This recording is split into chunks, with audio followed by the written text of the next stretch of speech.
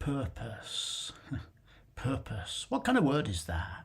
What's your purpose? Not quite the same question as what's the point, or what's the point of being me, or what's the point of being you? Not quite the same question. No, sometimes it can feel that way.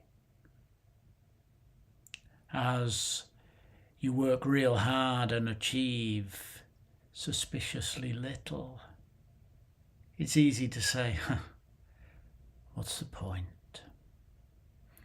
Or as you see others who you think you have more skills than them, but somehow they seem to get ahead and you don't. What's the point? What's the point? Or you commit yourself to years of work, trying to do the right thing, trying to be sensible. And then all the stuff you're good at is suddenly invented out of existence. Voiceover artists, years of training, suddenly AI apparently does it quicker and cheaper, not better, but quicker and cheaper. What's the point? What's the point? What's the point? What's your purpose is not quite the same as what's your point. What's the point? But yes, it can feel that way. When I had a heart attack a few years ago, I lay in a hospital bed a couple of days afterwards waiting for a full diagnosis as a result of tests, and I had to ask myself what the point of my life was.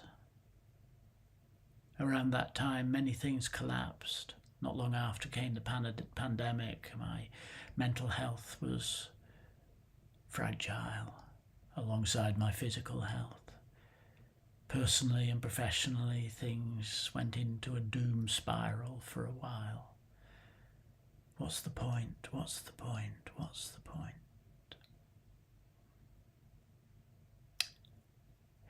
What's your purpose is not quite the same question, but they are connected. What's your purpose is, for me, the question that says, what, beyond all the noise of daily life, beyond all the striving of ambition and yearning and respectability, all of that, what makes you feel right? My definition of purpose is a feeling of rightness. What's the point? What's the point? The point is to achieve that feeling of rightness. I say feeling, not statement. Words, they're slippery. Sometimes people think of purpose as a personal mission statement. Here is my purpose, written in no more than 25 words. Yeah. We've all read corporate mission statements and realised how little they have to do with the actual actions of that corporation. This global oil company is committed to a green and sustainable future. Sorry, I don't want to be rude, but horse shit. We do that to ourselves, though. I'm committed to being the best version of myself, and yet somehow I spend year after year after decade doing what brings me no real deep joy. And because it brings me no joy, is of no real service to others, to those I claim to care about. Words, you see, are slippery. But that deep down sense of this is who I most truly feel myself to be. This is my purpose. Now that, what do you want to call it? Feeling, sense, insight, intuition, Many words, slippery words. But that feeling of rightness is the best guide you will ever have to the uncovering and sharing of your true genius. What's the point? What's the point? What's the point? The point is to live as much as you can within your purpose. What will guide you to your purpose? Becoming present with what is and learning to take a complex, sophisticated and detailed relationship with the notion of pleasure. Don't like the word pleasure? Joy, bliss, awe. Not quite the same word, but it's in the same terrain.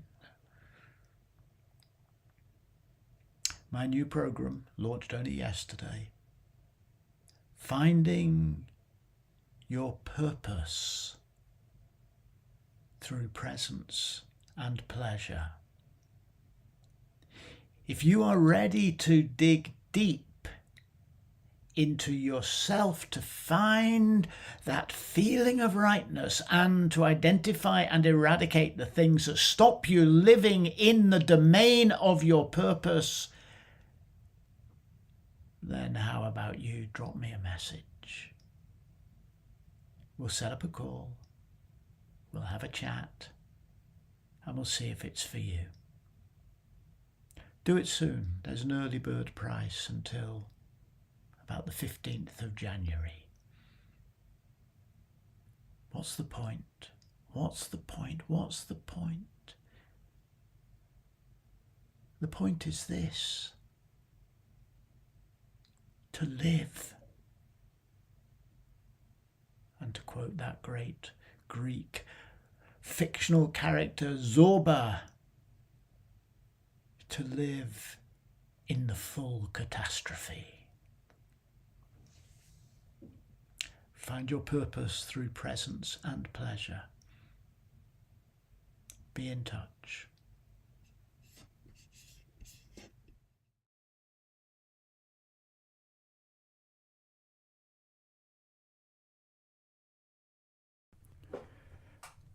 I'm running a program in February called Find Your Purpose Through Presence and Pleasure. It's a combination of group work and individual work, namely 6 group sessions during which we'll really dig into those 3 words, presence, purpose and pleasure, and 2 individual sessions as well. It's a program I've run a couple of times before. It's always very good, I think, and I'm looking forward to running it again. Well, in a couple of other videos I've talked about what I mean by purpose and why it's kind of useful to know your purpose. And I've also talked a little bit about why presence, which is all about being connected with now, is important if what we're trying to do is focus on purpose, which in some ways is about, where you want to be in the future or what you want to be doing in the future or aligning with your future goals. In this short video, I want to just talk about pleasure. It's a tricky word, pleasure. Some people go, pleasure's everything. Some people go, we're not here to have fun, It's one of those words that has quite strong reactions from people. And when I talk about putting pleasure at the heart of your work, sometimes people get quite peeved. It starts from you're not here to have fun and then goes, you're just saying that you should just do what you like, and some of us don't have the luxury of just doing what you like. And yeah, I know. Almost none of us have the luxury of just doing what we like. There's a whole thing saying, you're meant to struggle, you're meant to suffer, because that's the only way you achieve anything worth achieving. If you commit to pleasure, you're committing to just drifting along like a mediocre non-entity. People get very upset about this, particularly people who seem to work from a perspective of, overwork, over effort, burn yourself out, because that's what being an entrepreneur is. That's what being a real dedicated artist is. I'm sorry, I think it's horse shit. I think it's all a load of old crap. Pleasure is a complex, not a simple idea. What I mean when I say we should put pleasure at the heart of our work is that, put really simply, as you define what it is that you are going to spend your precious life doing, there's no great value in committing to something that gives you no joy. There's no great value in saying, well, I'm going to have a miserable life, and fool yourself by thinking, yeah, but at least I'll have a decent pension, or at least people will think I'm nice, or whatever. There's no great value in committing to unhappiness. You don't get a special certificate on your deathbed saying, congratulations, you spent your whole life unhappy.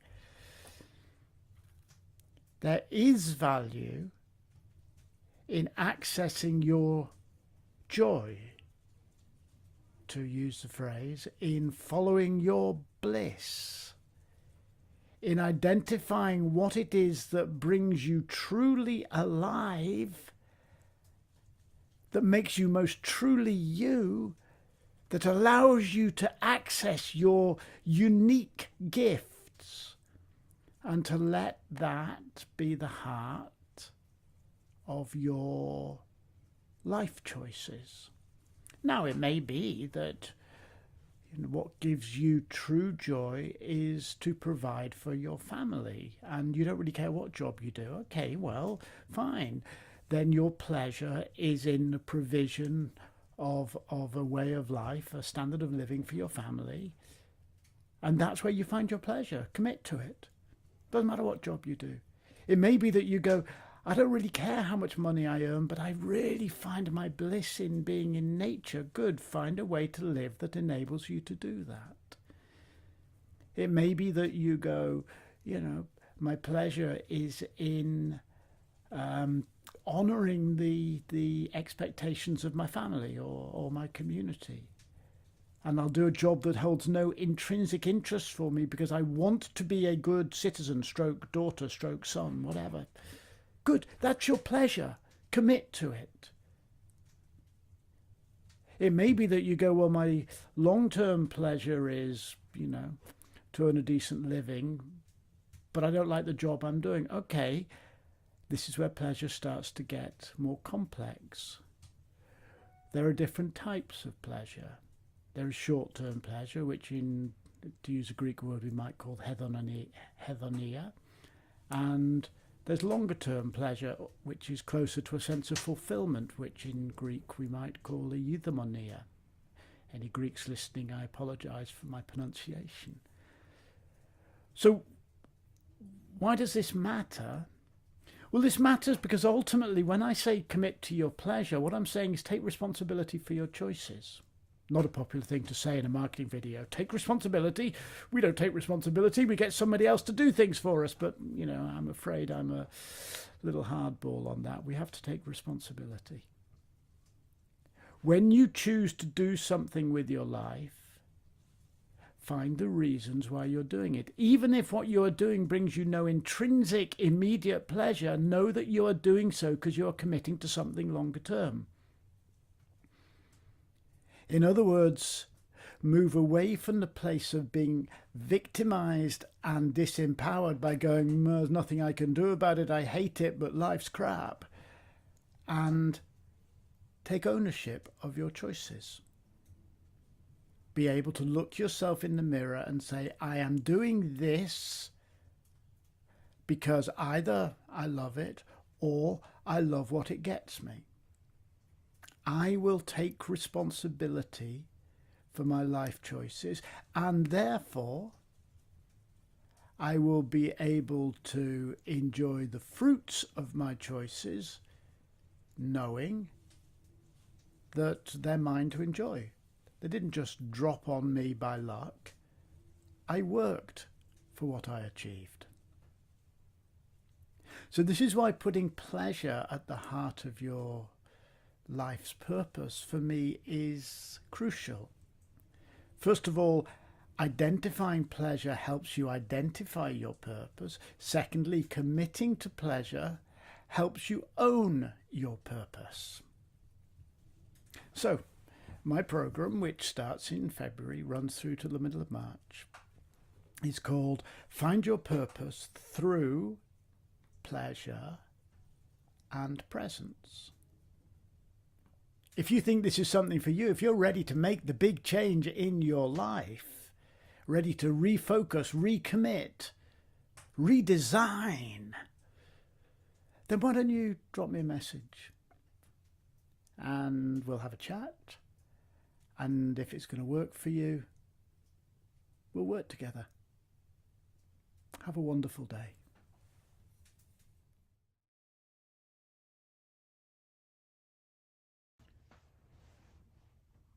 So, what is the connection between purpose and presence, apart from the fact they both start with the letter P?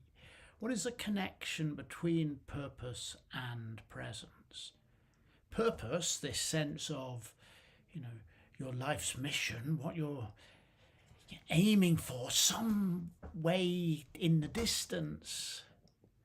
Purpose seems very different to paying attention to presence, which is about the direct, immediate experience of you in the world in this moment.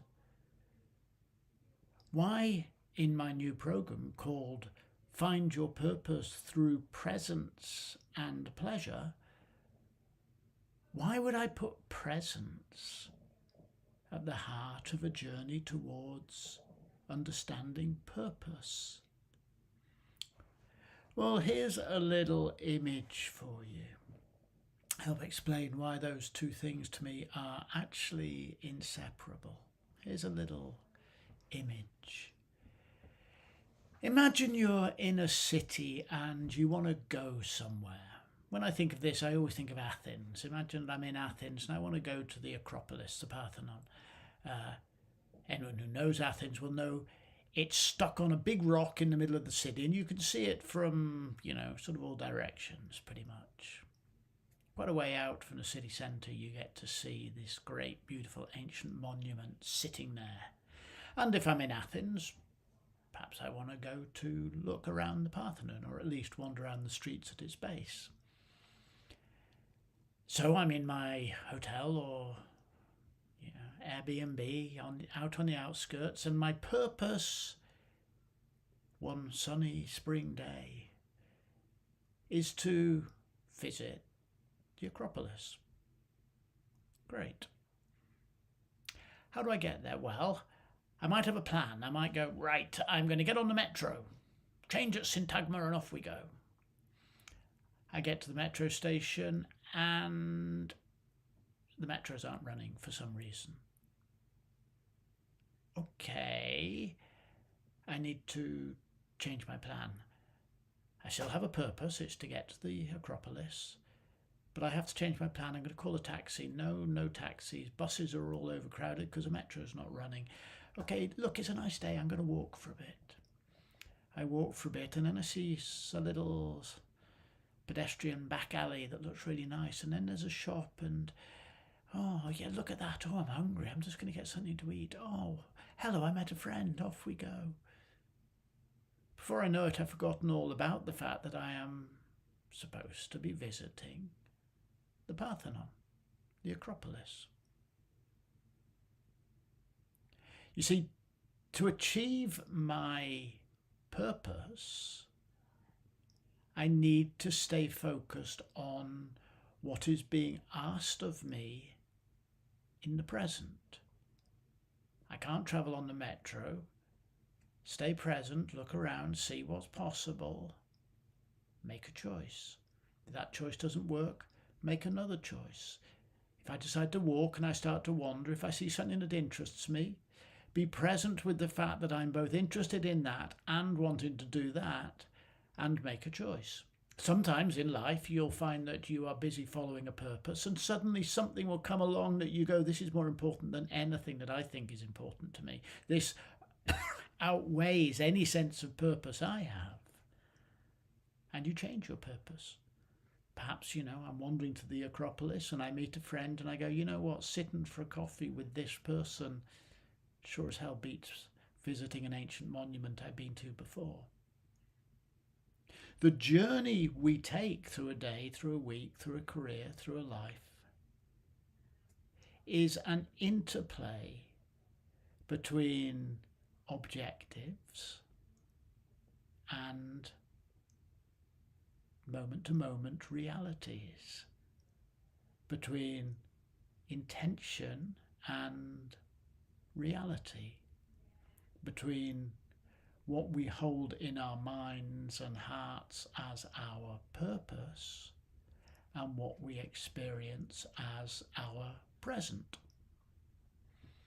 And we have to go through a continual negotiation with that. Sometimes what you're doing in the present simply doesn't seem to be serving your purpose. What are you going to do about that? Simply carry on what you're doing until you can find, another way to reach your purpose. Like I'm cycling now to the Acropolis and there's a road closed, so I'm trying to head south, but I've got to go east for a while.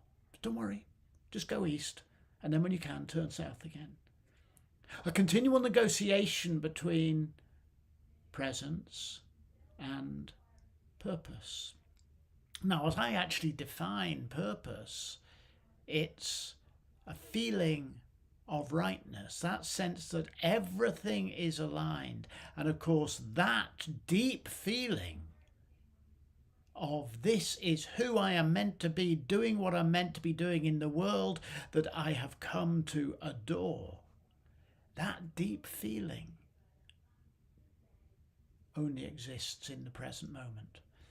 And if you're so busy focused on what if and how about and all those other suppositions, you'll never really be able to tell whether you're on track. For all knowledge happens in the present moment. So if we want to identify and head towards our purpose, then we need to enhance our ability to become really present. And those are two of the strands at the heart of my program, which I'm running again from the start of February, called Find Your Purpose Through Presence and Pleasure. Perhaps I'll make a video tomorrow about pleasure. If you're interested in the course, respond to this or drop me a message or send me an email or launch a carrier pigeon in my general direction. Get in touch. Have a look at the link that's on the screen below or above. And we'll have a chat. Work out what it is that you're looking for. Have a wonderful day, my friend.